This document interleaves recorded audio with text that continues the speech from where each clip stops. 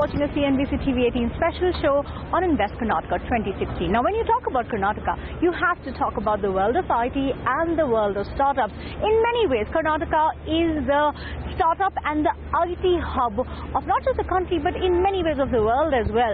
But with other states notching up their game and attracting IT investments, will Karnataka maintain its lead? Many players from within the IT industry say that it will.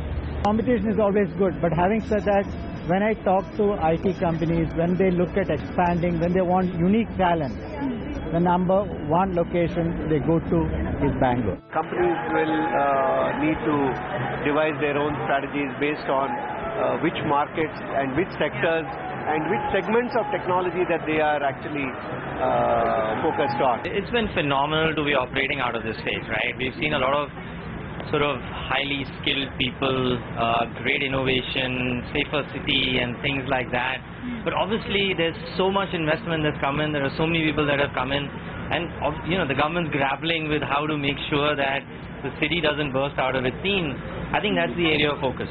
That's where we're also working closely with the government. A lot of feedback has been given, but generally I feel there's a lot of commitment in that area, and now we can see some improvements, which is good, and there's a lot more to be done. But as you heard, most of the ministers, trying to sort of understood that's the area of concern for most of the global companies and also domestic companies.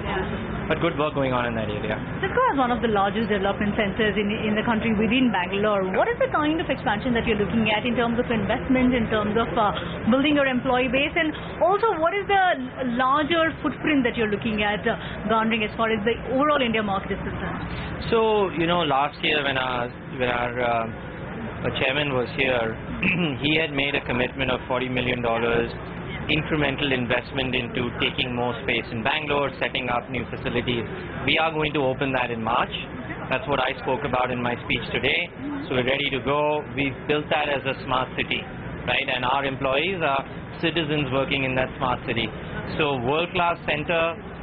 We're going to do a lot of innovation for India and globally out of that center. So it's just a reinforcement of our expansion into the state as well as into the country.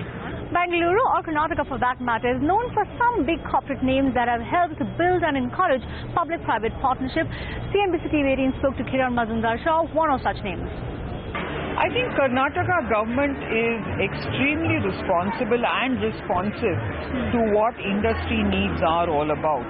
I think every time, for instance, there's been the Amazon issue about the VAT and how tax should be viewed, and I think they've been very, very responsive in terms of what should be the overall tax approach to e-tailing, for instance.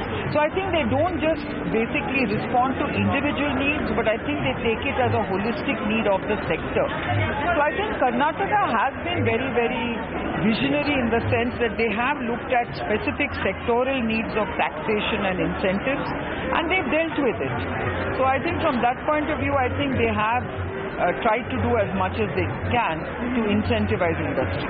Okay, but in terms of the kind of expansion that Biocon is looking at within the state, take us through your capital expenditure or your capacity building plan across the next couple of years.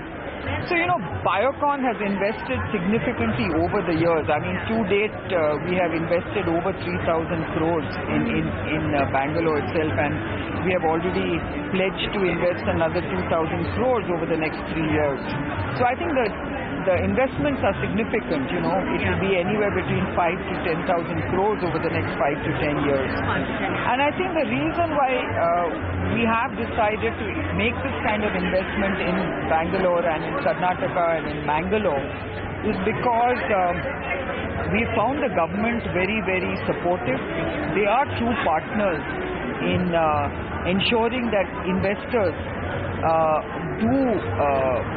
grow their businesses and scale up their businesses in a way that does not pose sort of difficulties and impediments. So I think they are true partners in this journey, and therefore I think we continue to invest in Karnataka and Bangalore particularly, despite all the other challenges that we have in terms of infrastructure. But I think the government now is realizing that unless they invest in infrastructure in terms of logistics, road connectivity, power supply, and many other areas, it is going to be difficult to keep attracting these kind of investments just because the government is very positive. We also spoke to some companies that have a presence here or are based out of here who are looking at expanding into newer areas, newer verticals across the state of Karnataka. So far we have made a lot. It started with 2,000 acres and we are now spread over 12,000 acres across India. Right, and the new project which we are starting up is the helicopter plant at Tumkur Gubi, which would gradually in the next 7 years would take us about 5,000 crores of investment and employment for 3,000 people. That's the project which is now at Karnataka, and at the different places of different divisions of HL. The projects are continuing. By about 2018-19 we will take call for further investments on road. And again in Bangalore we would be enhancing the capacity of the LCA manufacturing from 8 aircrafts per year to 16 aircrafts, which would cost us approximately estimated 1,300 crores. HL would be investing that to increase the production rate of LCA also. And another product which is rolled out is Hindustan Turbo Trainer 40. That's also we need to make numbers more than 40. That also requires about 1,000 crore investment, which is very immediate, which is happening. Also, sir, my last question to you is budget is just around the corner. What are your expectations from the upcoming budget? Is there anything that you think can be made to boost the overall? Oh yes, the theme of the government is Make in India, and we know what are the requirements of our defense forces, and I'm sure there would be greater opportunities for industry in the defense to make this in India. The one initiative Mr. Deshpande has been pushing us, so since we have the expertise, so we will be doing big time on the affordable housing. That's the only way with which we can meet Mr. Modi's demand, our Prime Minister's Modi's demand.